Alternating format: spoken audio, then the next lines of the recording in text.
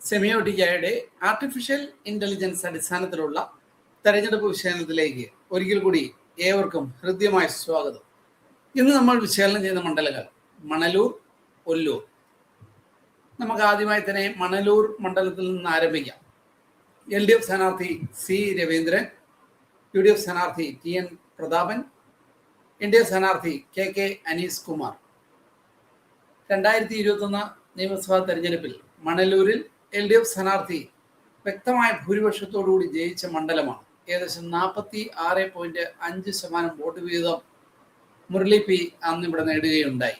നിലവിലത്തെ രാഷ്ട്രീയ സാഹചര്യത്തിൽ സ്ഥാനാർത്ഥികളുടെ ജയപരാജയങ്ങളെ സ്വാധീനിക്കുന്ന 5 ഘടകങ്ങളിൽ മണലൂരിലെ സമ്മതിദായകർ ഓരോ പാർട്ടിയെയും എങ്ങനെ വിലയിരുത്തുന്നു എന്ന് നമുക്ക് നോക്കാം. പ്രാദേശിക വികസനത്തിന് LDFനാണ് ഇവിടെ 1ാം സ്ഥാനം, UDF 2ാം സ്ഥാനത്ത്. യുവജന പിന്തുണയിലും വോട്ടർമാരുടെ ഇടയിലെ വിശ്വാസ്യതയിലും UDFനാണ് 1ാം സ്ഥാനം, LDF 2ാം സ്ഥാനത്ത്. നേതൃപാടവത്തിൽ LDF 1ാം സ്ഥാനത്താണ്, UDF 2ാം സ്ഥാനത്ത്. സഹിഷ്ണുതാപരമായ രാഷ്ട്രീയത്തിൽ UDF 1ാം സ്ഥാനത്താണ്, LDF 2ാം സ്ഥാനത്ത്. ഓരോ സ്ഥാനാർത്ഥികളുടെയും ജയപരാജയങ്ങളെ സ്വാധീനിക്കുന്ന എല്ലാ ഘടകങ്ങളെയും ആർട്ടിഫിഷ്യൽ ഇന്റലിജൻസ് ഉപയോഗിച്ചുകൊണ്ട് സെമിയോട്ടിക്ക അപഗ്രഥനം ചെയ്തതിന് ശേഷം നിലവിൽ മണലൂർ മണ്ഡലം ആര് വിജയിക്കുമെന്ന് പ്രവചിക്കുകയാണ്. നമുക്ക് നോക്കാം. ഒരു ഇഞ്ചോടിഞ്ച് പോരാട്ടമാണ് സെമിയോട്ടിക്ക പ്രവചിക്കുന്നത്. LDF സ്ഥാനാർത്ഥിക്ക് നേരിയ മുൻതൂക്കം 39.56% വോട്ട് വിഹിതമാണ് സെമിയോട്ടിക്ക പ്രവചിക്കുന്നത്. UDF സ്ഥാനാർത്ഥിക്ക് 38.36%, NDA സ്ഥാനാർത്ഥിക്ക് 22% വോട്ട് വിഹിതമാണ് സെമിയോട്ടിക്ക പ്രവചിക്കുന്നത്.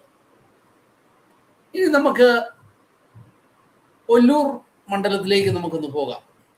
ഒല്ലൂർ മണ്ഡലത്തിൽ LDF സ്ഥാനാർത്ഥി K രാജൻ, UDF സ്ഥാനാർത്ഥി ഷാജി K, NDA സ്ഥാനാർത്ഥി ബിജോയ് തോമസ്. 2021 നിയമസഭാ തെരഞ്ഞെടുപ്പിൽ K രാജൻ വ്യക്തമായ ഭൂരിപക്ഷത്തോടുകൂടി ജയിച്ച മണ്ഡലമാണ്. അന്ന് അദ്ദേഹത്തിന് 49% മുകളിൽ വോട്ട് വീതം ലഭിക്കുകയുണ്ടായി.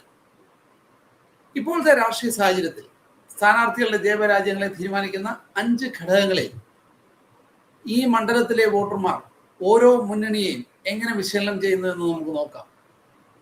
പ്രാദേശിക വികസനത്തിന് LDF 1ാം സ്ഥാനത്താണ്, UDF 2ാം സ്ഥാനത്ത്. യുവജന പിന്തുണയിൽ UDF ആണ് 1ാം സ്ഥാനത്ത്, LDF 2ാം സ്ഥാനത്ത്.